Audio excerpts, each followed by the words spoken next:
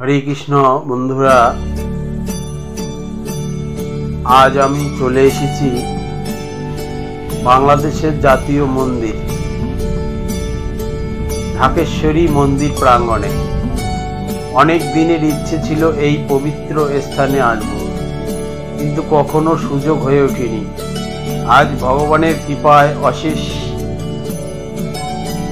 কৃপায় সেই ইচ্ছেটি পূর্ণ হলো। আমরা রংপুর থেকে 10-12 জনের একটি টিম চলে এসেছি এই ঢাকেশ্বরী মন্দির প্রাঙ্গণে। মন্দিরে প্রবেশ করতেই মনে হলো আমি যেন এক স্বর্গীয় পরিবেশে এসে পড়েছি।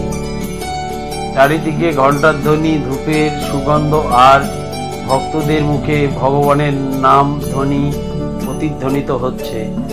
এই মন্দির প্রাঙ্গণ যেন ভক্তির স্পর্শে পবিত্র হয়ে উঠেছে।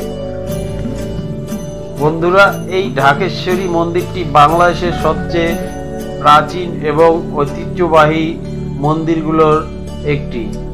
ইতিহাস থেকে জানা যায় 1200 শতকে সেন বংশের রাজা বল্লাল সেন স্বপ্নে দেবীর দর্শন পান এবং সেই দেবীর নির্দেশে এখানে এই মন্দির প্রতিষ্ঠিত করেন।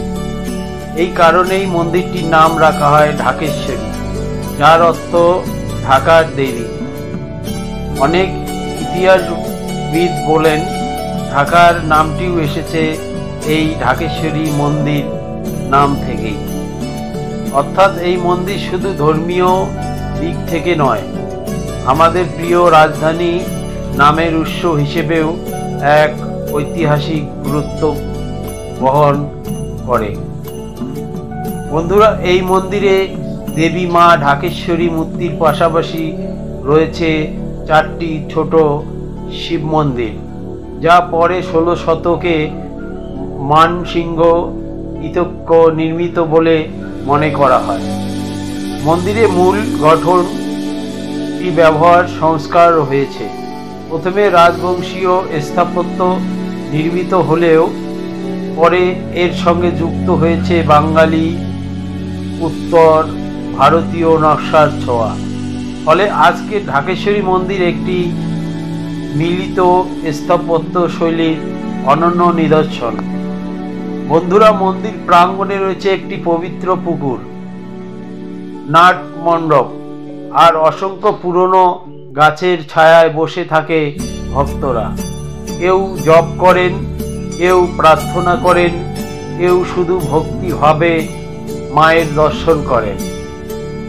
ইতিহাস সাক্ষ্য দেয় এই মন্দির বহুবার ধ্বংস ও পুনর্নির্মাণের মধ্য দিয়ে গেছে। মুক্তিযুদ্ধের সময় মন্দিরে অনেক অংশ ক্ষতিগ্রস্ত হয়েছিল, তবু ভক্তদের অটল বিশ্বাস ও সরকারের সহযোগিতায় মন্দিরটি আবারও নতুন রূপে ফিরে এসেছে।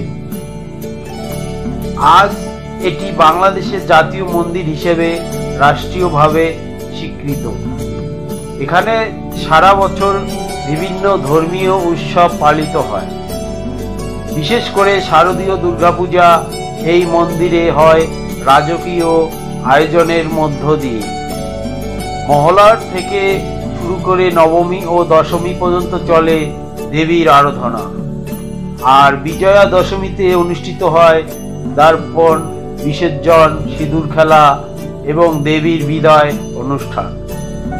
বন্ধুরা, এই সময় মন্দির প্রাঙ্গণ ভরে যায় ভক্তদের ভজন, প্রার্থনা ও আনন্দ ধ্বনিতে। প্রতিদিন এখানে অনুষ্ঠিত হয় নিয়মিত আরতি, সন্ধ্যা প্রার্থনা এবং দেবীর চরণে ফুল নিবেদন। বন্ধুরা, ঢাকেশ্বরী মন্দির শুধু একটি উপাসনা নয়, এটি আমাদের সাংস্কৃতিক বিশ্বাস এবং ভক্তির প্রতীক, যেখানে ধর্ম ও ইতিহাস একসঙ্গে মিশে গেছে এক অমর ঐতিহ্য।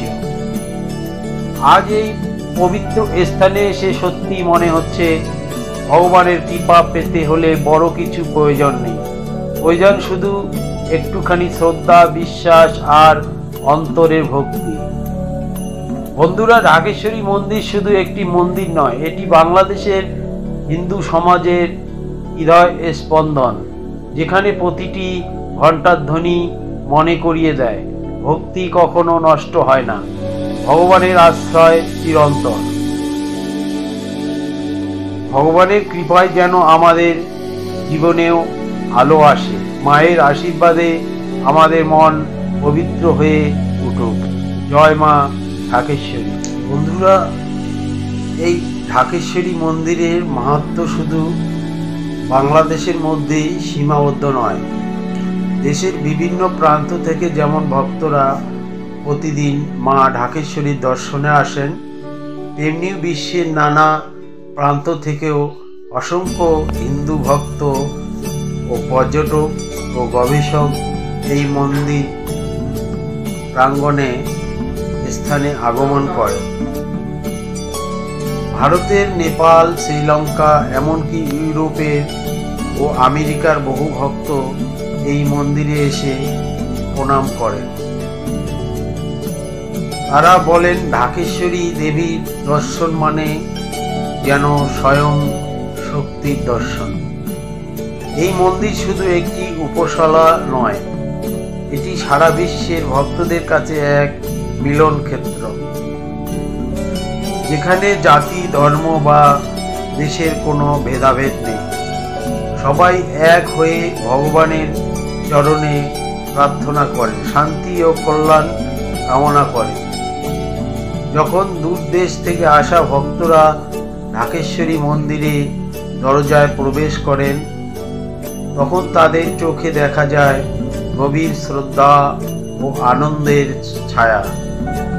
কারো হাতে ফুল, কারো হাতে পূজার থালা, কেউ বা আবার কীর্তন গেয়ে মন্দিরে প্রবেশ করছে।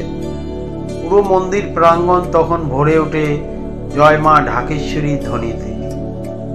এই দৃশ্য সত্যি হৃদয় ছুঁয়ে যায়, যেখানে দেশের গণ্ডি পেরিয়ে সবাই এক ভক্তিময় বন্ধনে যুক্ত হয়ে যায় মা ঢাকেশ্বরীর চরণে।